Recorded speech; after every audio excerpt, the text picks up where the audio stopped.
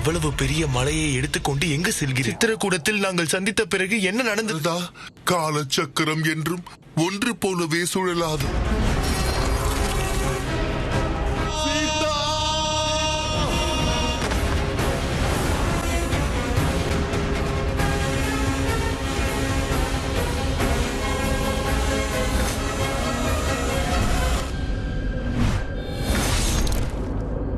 சூரியன் உதயமாவதற்குள் நான் பிரபுவின் இருப்பிடம் சென்று அடைய வேண்டும். ராமன் அண்ணனின் மனதை வேதனைப்படுத்திய அந்த அசுரனை சேர்ந்தே தண்டித்திடுவோம். ராமருக்கு தங்களின் உதவி தேவைப்பட்டிருந்தால் அவர் எப்பொழுதோ தங்களிடம் கூறியிருக்கும். அசுர சேனைக்கு எதிராக வானர சேனையை உருவாக்கி இருக்கிறார். கொடிய ராவணனுக்கு அறநெறிப்பாதை என்றால் என்னவென்று கற்றுக் கொடுக்க நான் இப்பொழுதே சென்றாக வேண்டும். சஞ்சீவினி மலையோடு நான் இலங்கைக்கு செல்லவில்லை என்றால் அப்பொழுது தவறு நடந்துவிடும். என் கடமையை நான் நிறைவேற்ற வேண்டும்.